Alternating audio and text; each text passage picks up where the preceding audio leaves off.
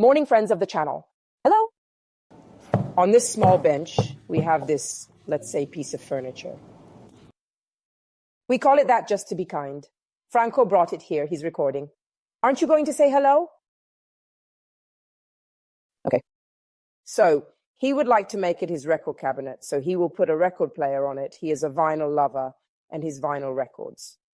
Moreover, records are coming back into fashion like crazy. There is a spasmodic search for vintage vinyl. I'm happy. Vintage things are coming back and we appreciate them. Its shapes are austere and squared. It's a 70s furniture piece that has been mistreated, probably forgotten.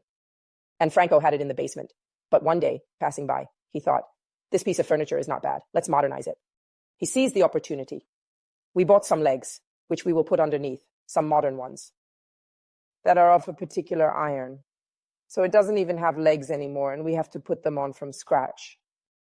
We will remove these drawers because Franco doesn't want them. He wants to put his records straight and comfortably, but we keep the drawers because we need them, and we will make it very contemporary, but without forgetting his past years because he is a 70s furniture piece and it should stay that way. Okay. Let's start.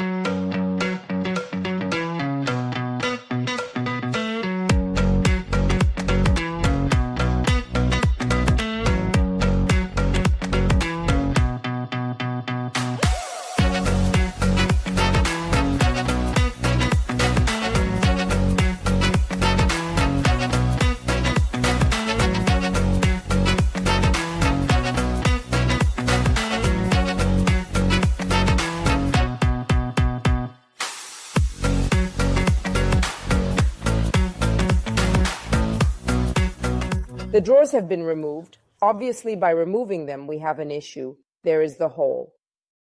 And Franco got creative and said, I'll put 2 boards in, we'll stick them in, we will plaster them, paint them, and it will be perfect. And he's right. He found the thickness the same height as the side. We obviously can't put too many nails in it because this is thin and we don't want to affect the structure. So we'll fix it with Saratoga glue, Mastro Dacia, which is very good. It goes like this, right, Franco? That way? All right, then we should glue. One of the things I want to do, however, is to absolutely put glue on the sides for a reason. This is because when it swells, it will fill the holes, and very little putty will be needed on the sides.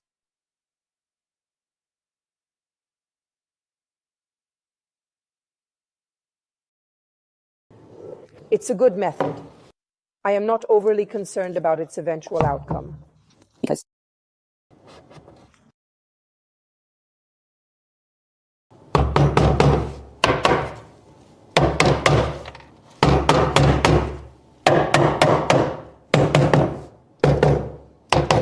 by swelling, it will slightly level out some of the gaps we have. In the others, we will then proceed to apply the Materic Cream filler. I do the same thing with this second part. We can't remove this corner because otherwise it would weaken the structure. So here too, Franco has made a semi-patch. Let's call it that, right, Franco? Does it not go up and down the head? Wow, such precision. Look at that. It is a patch that needs to be glued on. It's not precise. He did it roughly by hand, but we'll plaster it, paint it, and it won't be visible. So we make a virtue out of necessity. It's a piece of furniture in bad shape and we'll make it nicer. I must remove old guides from drawers that are broken using an old chisel and a hammer.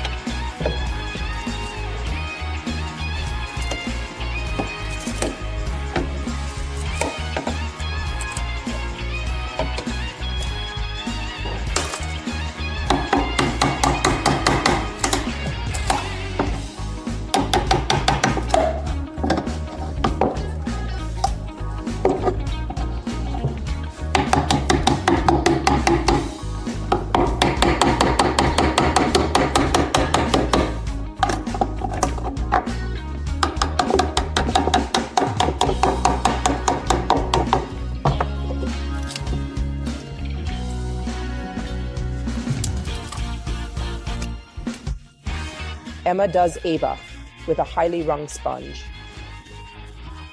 Look at these drawers now as they truly come to life. How beautifully clean and bright they become. We remove the fat, everything that built up over the years. Let's repeat. While she does Eva on the whole structure with a squeeze sponge to prevent briar rise, I start to plaster this side. Sadly, I think there was another piece of furniture here. However, Franco brought it to me like this. He must have found it like that. With the Materic Cream and 2 spatulas, I start filling these ugly holes. Then I'll sand with my sander to make it smooth and ready to be painted.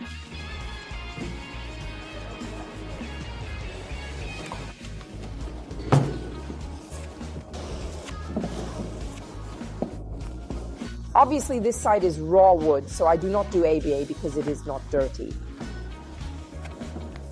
Then I'll have to sand it, so ABA is not needed.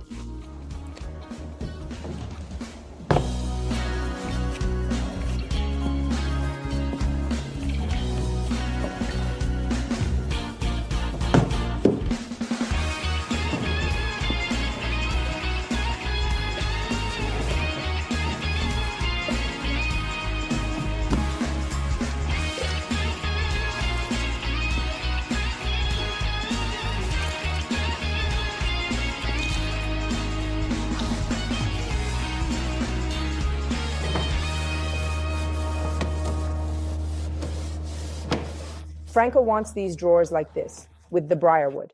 But I don't like them like this because look here, in this spot there is a glazing that has really lifted over the years due to use, and so it's really ugly and bitten and it's shiny. On this one, however, I gave it a try and removed the glazing with the heat gun. Now we'll do the other 2 drawers together and I'll show you how this drawer will look at the end, putting the wax on it now. This step is extremely important because many of you do not know that once the wood is hydrated, sealed, and protected, it is obviously also nourished, and therefore the briar wood changes color as well. The briar absorbs the wax, and you can see how pleasant it becomes. And you'll tell me, Elisa, why do you put on this wax now? Can't you put it at the end? And I tell you, no, you can't apply it later. Why? Because you have to know that this is the final color, while this is the current color. And if I have to adjust myself to the color of the drawers in order to decide on the shade of the furniture, it is fair to know now what color the drawer will be at the end. So, apply wax first, as soon as you have removed the briar and sanded, so that you have 100% full decision-making power to understand well what the color of the furniture is. Because then, in the end, when you protect the woods or the briar, the color changes, and you might have made hasty decisions. So, to recap, this is the drawer practically finished. These are the other 2 glossy and a bit worn drawers, which we are now going to heat very, very gently with the heat gun. My heat gun can be adjusted. I've set it to about 400, 450 degrees. Do not go to higher temperatures because the slab of this type of briar is very thin. Now I will not stay too close because you always start with caution before going to burn the briar, the wood, and everything else. I will start working on the surface immediately upon noticing the formation of bubbles on the slab.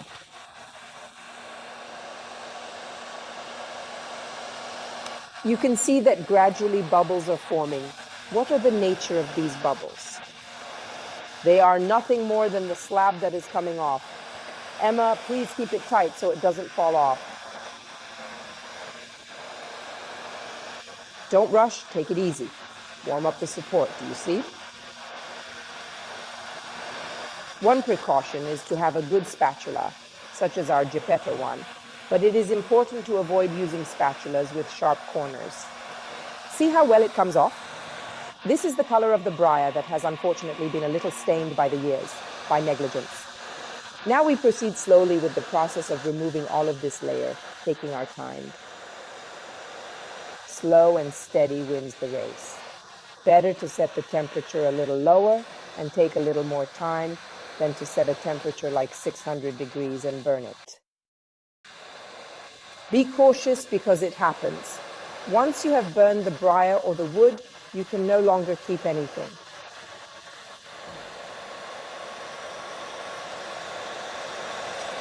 Okay, let's remove it and voila, let's check. See how ugly it was and how beautiful it is now. To achieve this, I asked myself some questions. I thought, will I ruin it? Can I do it? Is this slab removable with a heat gun? Can I physically do it? Have I already done that? Avoid valuable furniture. Start with an exercise-friendly piece. Will I like the color I get by moisturizing the briar? There are many question marks to get to the solution.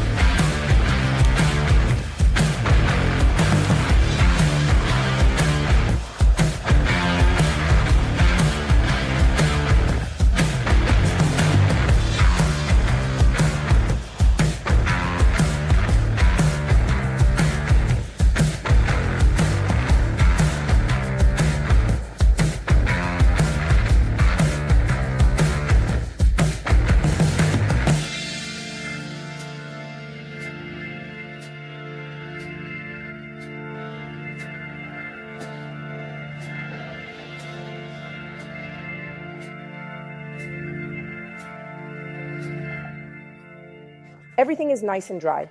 The Materic Cream on the putty side is dry. I put a lot of it, and my two panels, which were glued with Mastro d'Ascia, are dry. You have to move on to the moment when you're going to trim all this putty.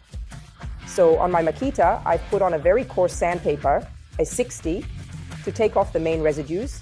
So I'll do a light, gentle sanding without forcing too much, to take off the glue residues that are too thick, a bit of everything. After that, I will use thinner sandpaper, a 100, and I will smooth the surface even more before moving on to the painting process. Mask, very important.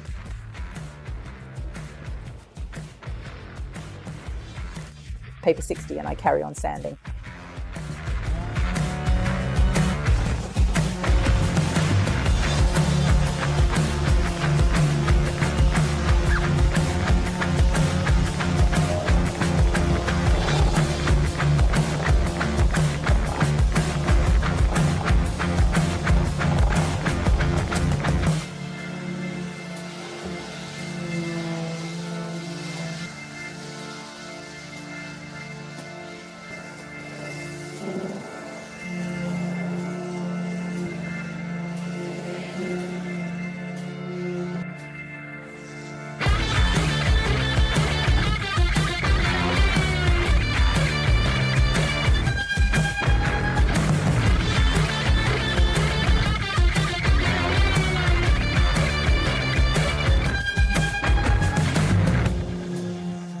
As you can see on this side, I was very insistent. I am not crazy.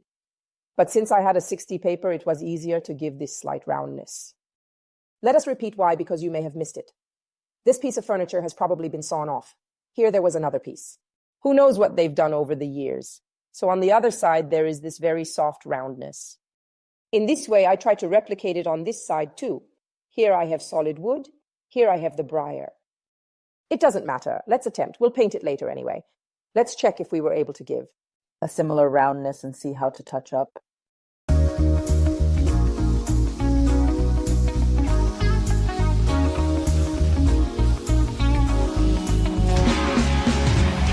Now I put in the 100 paper and I touch up.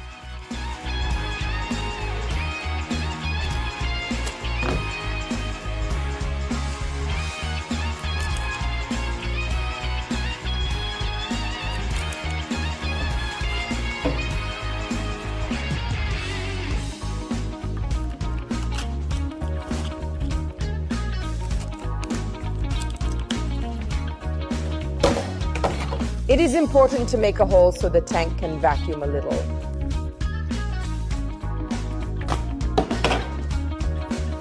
So we sanded down to remove all the defects, the glue that swelled drying. But you have to level it out a bit, fill it in, and try to make the surface as even as possible. I don't particularly care about having a perfect surface, because I decided with Franco to apply some wallpaper, which will help us a lot. With the Materic Cream, I try to fill in if there are still gaps and try to level out as much as possible. And I carry on. Here we are.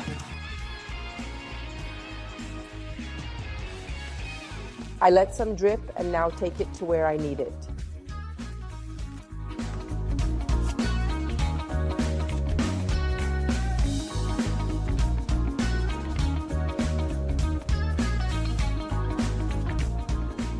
Now it all looks bad, very strange and crooked, but don't worry because in a while, when it will be dry and leveled out again, it will be also much more pleasant to look at.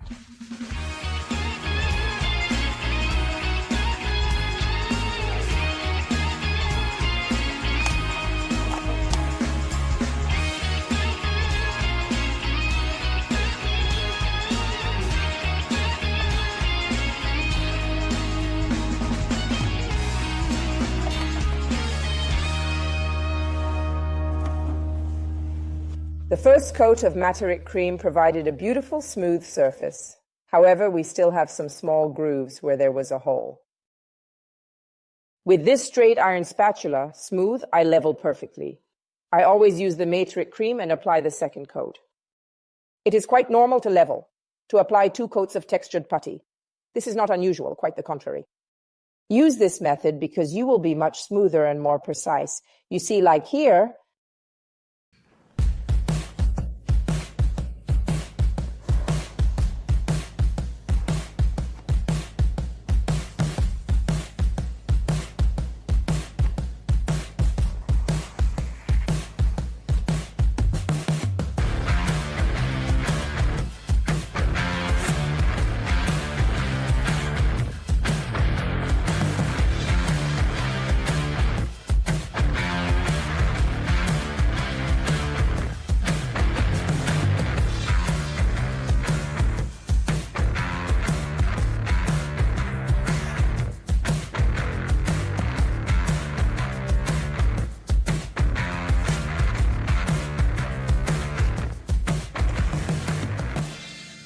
we have now reached the point.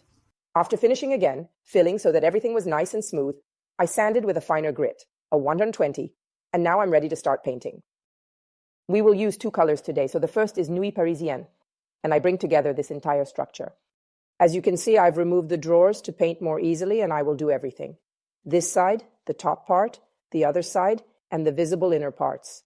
Everything with Nuit Parisienne, both on the shiny side and on the raw side. Why? Because it is better not to apply diluted paint on a wood that absorbs. Better to use pure paint without water.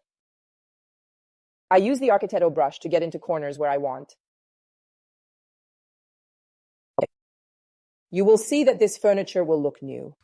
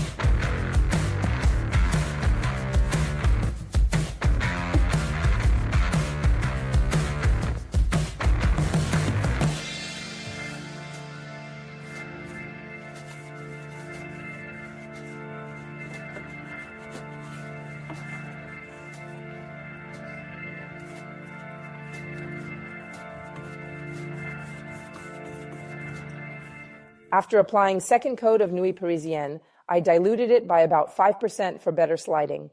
I start with the decoration. I use my stencil named Alveare. It's a stencil that looks great with this very square type of furniture. It looks good with the legs we bought for it, and in my opinion, it will be the icing on the cake for this makeover. Just 1 piece of paper tape. I put it here to secure my stencil. If you want an extra note, the laser cut stencil has a very slight edging. Keep this edge under. It will help you be even more precise with the stencil creation. I use the fantastic Taffeta, a truly elegant taupe. With the stencil brush, I drain the excess and dab.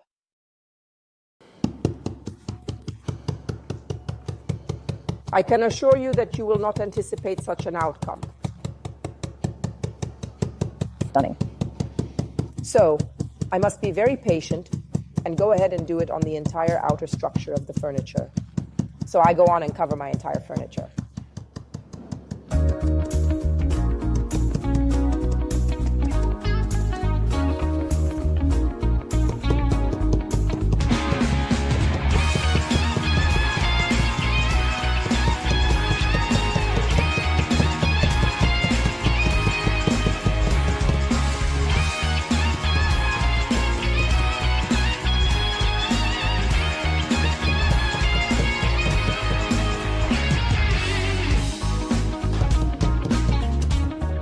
Let's see how it turned out. Let's see if I have been good and precise.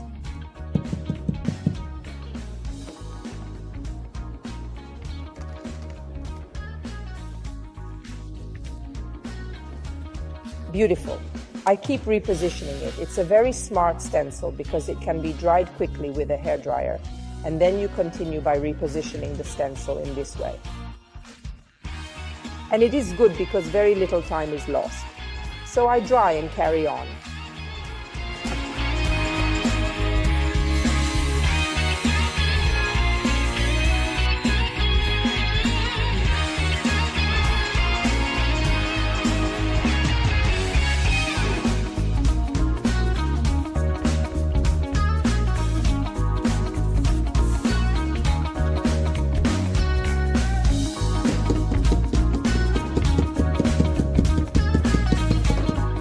The stencil is finished.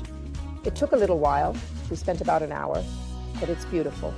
The legs are set. Franco chose them. They are glam, black and gold.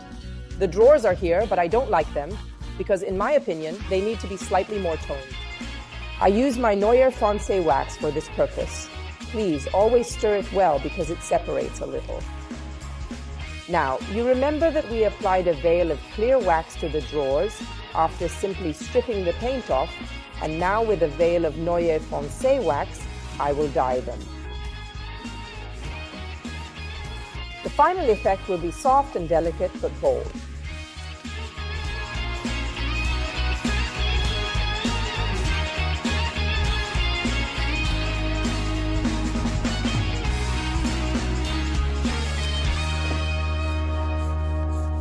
I grab a dry cloth. And if needed, I remove the excess, otherwise you can just massage gently with the brush. Okay, this is my advice. If you realize that your brush is enough, don't remove the excess. If instead you have put too much and want to lighten it with a dry cloth, and there you have it. Second one. as you can see, the wood is absorbing, so I may need 2 coats. You decide. It is just a light finish, just to tone it down.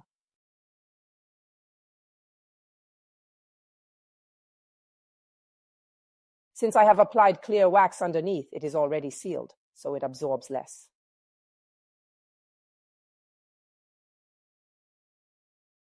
This is the wallpaper Franco and I planned to apply. We cut it and it was all perfect. But now everything is almost finished, with the legs, the dyed drawers, the perfect stencil, and something's wrong. Meaning that it is too much and loses its uniqueness, in my opinion, because it feels like too much, doesn't it? And so, away. We don't plant it, we lighten it. Franco wants this top black because he likes it, the impact is stronger, and he's going to put either the record player or the records here anyway, so he doesn't want wallpaper. I apply a second coat of black. Then I will do touch-ups.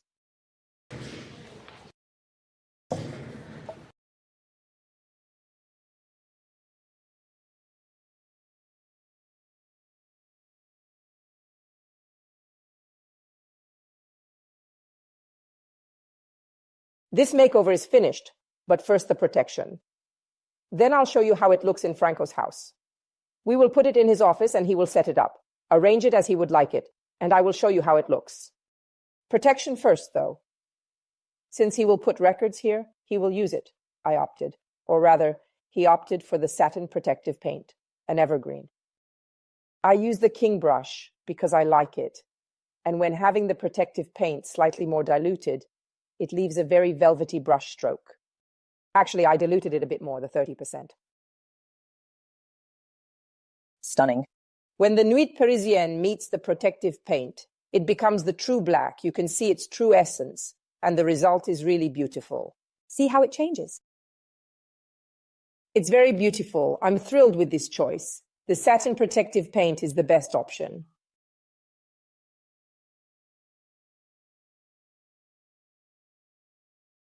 Do you like it?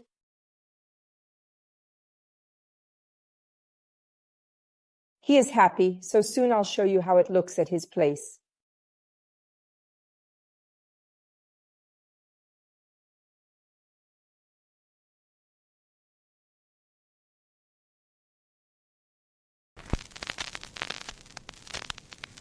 This makeover is finished. Franco's studio is beautiful, right? I was skeptical about this unusual color combination in this room, but when he sent me the photo, he is very precise. He arranged everything. He placed his record player, his amplifiers, everything set, and then he said, "This is it." I saw the picture and thought, it looks good with the orange picture, and it looks good with the sofa, it looks good with everything. There are photos of his works done over the years. Not all of them. There are too many, but a lot. Show some photos. Won't you say yes? Okay. I am very happy because this piece has been totally restored. It was in his dad's basement. It was, as you see, without legs. You saw the tutorial now, it was legless. Now I'm glad as he wanted to buy furniture. But in the end, we decided not to buy anything. Everything should be saved. And it looks nice. Write to me in the comments if you like this tutorial. More modern, from the 70s. I like it. Suggest more. It was a mess, right? I plastered and sanded. It was not easy. See you at the next makeover. Bye.